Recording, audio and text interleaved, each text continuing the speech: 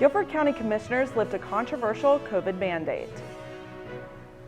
And HPU students are getting answers to one of their most pressing concerns. These stories and more, All Access starts right now.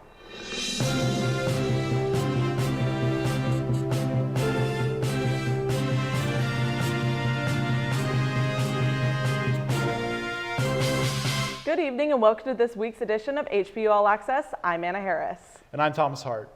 Guilford County Commissioners recently put a halt to the county's mask mandate, and I took a look at what students and those in the community thought about this step out of pandemic living. Guilford County has voted to lift its mask mandate that has been in effect since August. This has been a huge turning point for local businesses and High Point University. It has also caused many to question whether we should keep the masks on or officially lose them. For the last 21 days, Guilford County has fallen under the 5% positivity rate, the threshold mark of where the CDC considers spread under control. The current positivity rate is 4.1%. Mask indoors will be based on the business's decisions. After hours, local bar and tavern is leaving them optional. In the beginning, when we first opened, I asked everybody to wear them, just as a precaution, because we just a lack of knowledge more than anything else. Everybody just needs to do their own thing. If you're comfortable without wearing one, don't wear it. If you want to wear it, wear it. High Point University students are excited to get back to a maskless classroom.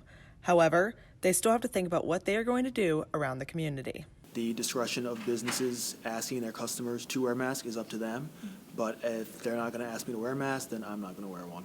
I think when I go into the High Point community, I'm going to wear them, just because I don't know what other people's family situations are like. I don't know who they're going home to, so I would like to keep them safe and respect them. So I'll probably still wear my mask out. As of now, Guilford County schools, public transportation, and county facilities are still requiring masks indoors. As long as they remain under the 5% positivity rate, these precautions will remain in place. Reporting for HPU All Access, I'm Anna Harris. The state of North Carolina does not currently have a mask mandate in place, leaving the decisions up to each of its 100 counties. So what was your initial reaction to Guilford County lifting the mandate? It was definitely a little strange going to class for the first time in a year and a half where you weren't wearing a mask. Honestly, I think some professors didn't even recognize me. But I completely agree. I didn't recognize some professors, so same situation. But it was, it's a welcome change, but it'll be interesting to see whether we go back to it next semester or in the coming future. Yes, and I'm very excited about that. Well, now let's head over to Reece Harnett with our weather. Reece? Thanks, Thomas. I'm Reece Harnett, here to give you a look at our weather for the week. Now let's take a look at our 3-day forecast. Now tomorrow is going to be similar to what we had today with a high of 49 and a low of 29. But as we move into the weekend, you can see it's going to start to get warmer as this warm front comes in. Friday with a high of 59 and a low of 37, and Saturday with a high of 70 and a low of 50. Now you can also see that we're going to have a storm this Saturday, 70% chance of rain. If you're looking for an excuse to be inside to study for exams, you now have one. So now let's move on to our 7-day forecast. You can see it's going to cool down on this Sunday, getting down to 52 and a low of 34. But as we move throughout the week, we get another warm front coming in, with Wednesday and Thursday being high 60s and low 70s. And then you can see at Friday, we get all the way to 71 and a low of 50. Well, that's all we have for weather. Back to you guys at the desk. Thanks, Reece. A scary situation on campus just this past weekend. Police say a man entered North Residence Hall located in the women's complex when he was neither a student nor a visitor. Felipe Saeed was arrested Sunday afternoon after police were called to campus in the early hours of Sunday morning. Saeed is charged with 2 counts of first-degree attempted rape as well as burglary and assault charges. High Point police say he also has a half-dozen outstanding warrants. The university has asked students to remain watchful of their surroundings, keep their doors locked, and call security if you see something suspicious. HPU will also be providing counseling teams for students over the coming days. High Point University's annual Christmas drive will be making its return with a little extra Christmas spirit. This year's drive has expanded to include new decorations and campus facilities, including more than 100,000 Christmas lights, a life-size nativity scene, 206 nutcrackers, and much more. New features include 10-foot-tall ornaments, giant wreaths, and the state's tallest Christmas tree outside the Nido and Mariana Cuban Arena and Conference Center at 58 feet tall. This free event will be from December 19th to January 1st from 5 o'clock to 8 o'clock p.m. on campus. But before we all leave for the holidays, there's still lots going on our campus. And Campus Update reporter Reece Allyn has the latest. Reece? Thanks, guys. I'm Reece Allyn here with your campus updates.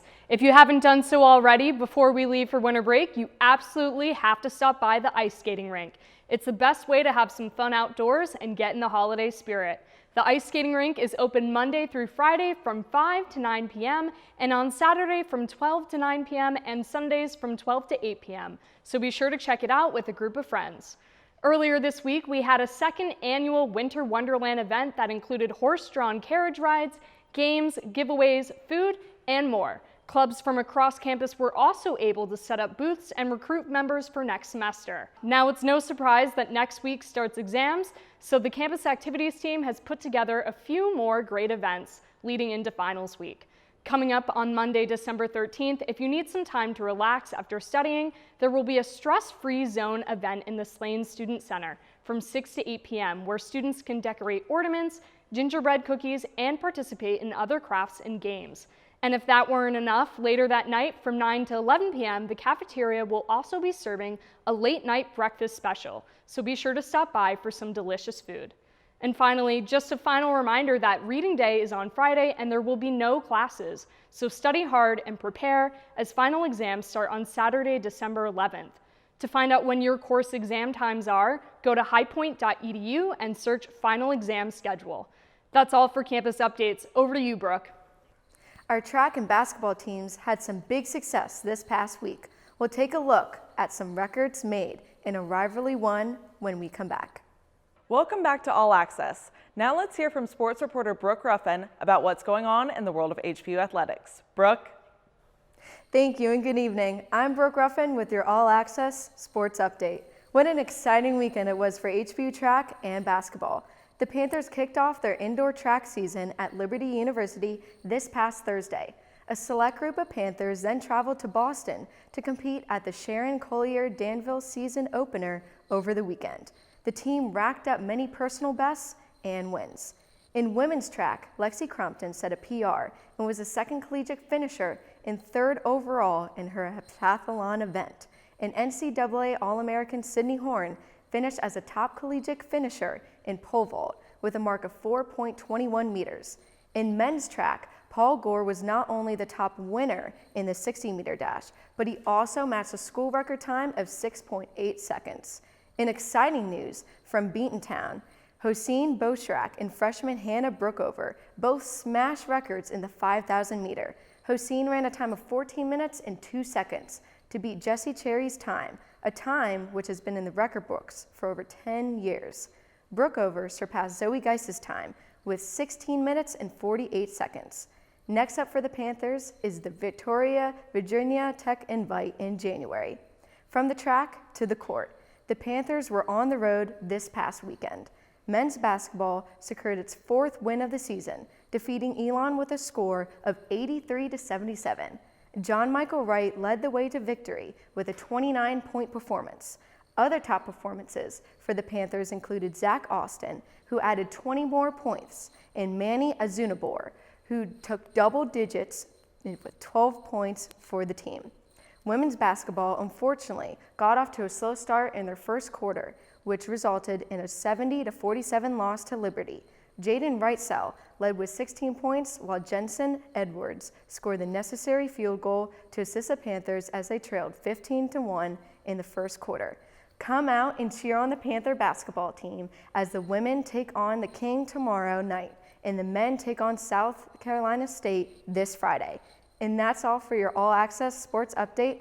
I'm Brooke Ruffin. Back to you. Thank you, Brooke. As we near the end of the semester, Greek life and club elections have been in full swing. And today we hear from someone who recently took over a new position on her sorority's executive council. For this week's Student Spotlight, Shreya Rana is joined at the desk by Drew Dacey, president of Alpha Chi Omega's Kappa Omicron chapter, to talk about her involvement. Hi everyone, and welcome back to Student Spotlight. My name is Shreya Rana, and today we have a very special guest, Drew Dacey. Drew, how are you? Hi, I'm doing well. Happy to be here. Yay. So we can see your faces.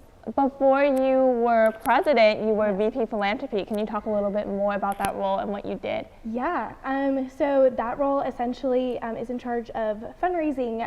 Specifically, we fundraise for the Carpenter House, which is a local home for women who are survivors of domestic violence. And just if they need a place to be, there's a resource in this county for that and in Central High Point for that. And so 100% of our funds go there into the Alpha Chi Omega Foundation, which helps with domestic violence nationally. So being able to be that advocate, to lead our girls into spreading advocacy for domestic violence awareness around campus, as well as hosting those fundraisers, was a big part of why I fell in love with Alpha Chi. So I loved being able to take on that role. So amazing. So what inspired you and led you to step into the role of president? I grew up in a very political scene with my parents, and it was always, if there's a desire, if there's a need, if you have passion and love for something, then you do everything you can to serve it. And that's really where my initial thought was when I joined Alpha Chi. I found a group of women who loved and supported me, and I just want to give back to them the way that they've given back to me the last 3 years. That's awesome. What do you want the High Point community to know specifically about Alpha Chi and the chapter in terms of its leadership and contributions to campus? Sure. I really pride our chapter on having girls who are active in our community. I hope that you have a friend that you can say is an Alpha Chi, and that's really important to me. So I just empower women to go out there and to be advocates for domestic violence awareness, as well as just friends to people on this campus. Yeah, and what would you say makes Alpha Chi unique? For me, it is definitely unselfishness and just when I started my term as VP Philanthropy, I called our girls. I was like, okay, you guys are world changers. You have the opportunity. I want you to be self-aware of that. And time again, our girls impress us. And so I'm just really excited to be able to lead everyone. Yeah. Thank you so much for being here. Thank you so much for tuning in to Student Spotlight. Back to you, Anna. Thank you, Shreya and Ju, for joining us. Now, one concern voiced more than most by HPU students is the lack of parking. And the university administration announced at a recent student government meeting their plans to address just that. Brooke Ruffin has the latest update on this new project. I'm here behind the Congdon School of Health Sciences at High Point University, where the university is planning to add a structure that will hopefully put an end to students' complaints.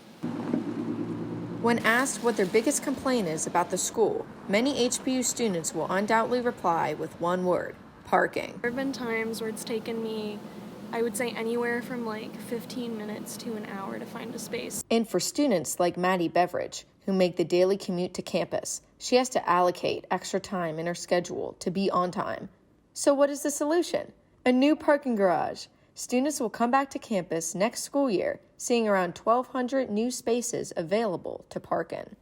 The parking deck that's currently under design will be a masonry brick type facade around it with a traditional 6 levels of parking, able to hold 1,200 cars. It'll be located just behind Congdon Health Sciences in that lot, directly behind the road, and then it'll stop just short of the mechanical yard that's to the rear of Congdon. When asked if she thinks the new garage will shorten her commute in the morning, Beveridge had this to say. I'll definitely use it once it's built, but I'll easily save 15-20 minutes. While others had this to say. I think that there are so many empty spaces on this campus that could be utilized for more parking spaces instead of making this one big garage in one location. That's why I'm just a little skeptical about this. While many may be excited that the new garage is bringing more free spaces to campus, others are still very upset at the inconvenient location. For HPU All Access, I'm Brooke Ruffin. It will definitely be interesting to see what kind of traffic the new parking deck gets and what it does across campus. Yes, I'm excited for that as well. I think that it can be a huge advantage to a lot of people, especially since freshmen already take up so much parking. It could be a huge advantage for a lot of upperclassmen. Yeah, and with it being added behind the health science building where a lot of graduate students are, it will not only help that, but a lot of the graduate students that travel on campus every day.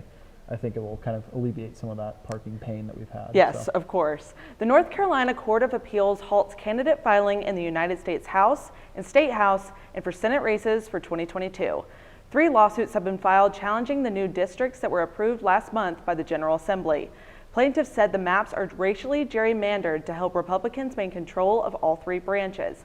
State GOP officials say their process did not include racial or voting records when creating the maps. A 3-judge panel declined to delay the opening of candidate filing. The order will give defendants until Thursday to respond to the North Carolina League of Conservative Voters, those who filed the complaint. A juvenile is facing a plethora of charges after a crash on Saturday night that left a Greensboro man dead. Police responded to a crash on Creek Ridge Road when they were alerted that someone was injured. Police say the 17-year-old was driving a car when he went left of the center line and ended head-on with Gregory McKinnon's car. McKinnon was transported to Moses Cone Hospital where he died from injuries sustained within the crash. The 17-year-old is being charged with misdemeanors of death by vehicle, driving left of the center lane, careless and reckless driving, and operating a vehicle with no license. Guilford County says the investigation is still ongoing. Coming back from the break, HPU Theater put on their first musical of the fall semester. And hear how some students are putting their skills to the test for a holiday show. All Access will be right back. Stay with us.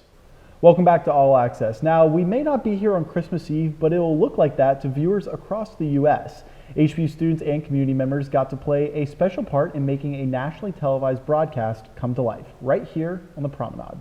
Here at High Point University, the Christmas season is in full effect as the music department prepares to put on a Christmas service. But this one is different from most. The High Point University Music Department held a live Christmas service that will be broadcast on television through the ABC network to their local affiliate TV stations on Christmas Eve.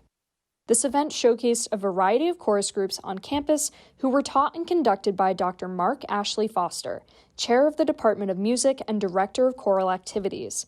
We spoke with him to hear how this event will come together. Well, it's a very different event of what's happening tonight versus what's going to come out on Christmas Eve, because we're recording all of each individual element, and then in post-editing we'll put everything back together. So it's kind of hard to get a feel for what's most exciting right now. I guess I'm going to be most excited to tune in on Christmas Eve to see what actually gets put together, because what's happening tonight is going to be very different from what we're going to see on Christmas Eve. In addition to performing, students were also given the opportunity to apply things learned in the classroom and participate in a real setting. Nicholas Masalleras, a junior media production and entrepreneurship major, was able to technical direct the broadcast. So as a media production student, doing things like this is essential. I mean, we can talk about it all day in the classroom, but going out there and doing it is really important. Otherwise, how are we supposed to know how to interact with people and what actually happens on set? Be sure to keep an eye out for this service on your local ABC station this Christmas Eve. You can check out your local ABC affiliate listings to see if this broadcast will make its way to your station. Now it's time to head over to entertainment reporter Riley Manion to get the inside scoop from Hollywood. Riley? Good evening and welcome to tonight's edition of All Access Entertainment. I'm Riley Manion. High Point University's theater department put on their first musical production of the year with Working. The musical focused on different characters portraying the need to find dignity in different types of employment, the reward of taking pride in one's work, and the legacies of parents either passing down professions from one generation to the next or striving to enable better working lives for their children. The musical was hosted in the Pauline Theater in the Hayworth Fine Arts Center with a nearly sold-out crowd every night. The theater department is building off this success and has been working towards their spring semester productions. Famous TV host Nick Cannon announced earlier this week that his 5-month-old son, Zen, died of a brain tumor. Cannon said during a filming of The Nick Cannon Show, "I got so much to talk about. I haven't even shared this with anybody, not even the crew, just because there's so much going on in the world. I had a tough, very tough weekend." Cannon and Zen's mother, Alyssa Scott, said that it first started as a sinus-like cold and interesting breathing, but after things didn't get better, Zen was taken to the hospital, where it was discovered that he had a brain tumor. Our thoughts and condolences are with Cannon, Scott, and their families during this difficult time. Last night, the 2021 People's Choice Awards took place, and Chase Stokes, Kim Kardashian, Scarlett Johansson, and more went home with the awards. Actor and Saturday Night Live veteran Kenan Thompson hosted the show, and fans were very pleased with his performance.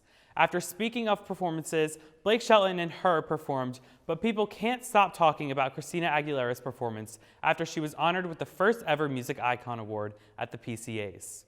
That's all for this week's entertainment updates. For All Access Entertainment, I'm Riley Manion. Back to you, Anna and Thomas.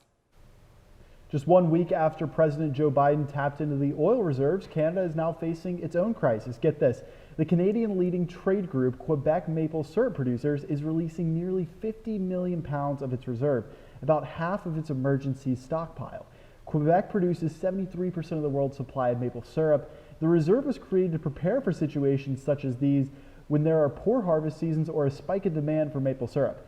NPR is reporting that an additional 7 million trees will be tapped for maple syrup in the upcoming season. Bringing nearly 50,000 people from all over the Triad, downtown Greensboro's annual Festival of Lights is back in full swing. From 5:30 to 9 o'clock p.m. on Elm Street, locals were able to enjoy live music, watch a laser light show, and take pictures with Santa Claus this past Friday. The event was kicked off with the tree lighting at LeBauer Park with food vendors to follow. Officials said it was great foot traffic for downtown small businesses after a year off from the pandemic. Visitors were excited to get back into the holiday spirit with the Festival of Lights as they have for the last 30 years. And that does it for our broadcast this evening. Thank you for watching. We'll be back in January, same time, same place. For HPU All Access, I'm Anna Harris. And I'm Thomas Hart. Have a great week, High Point.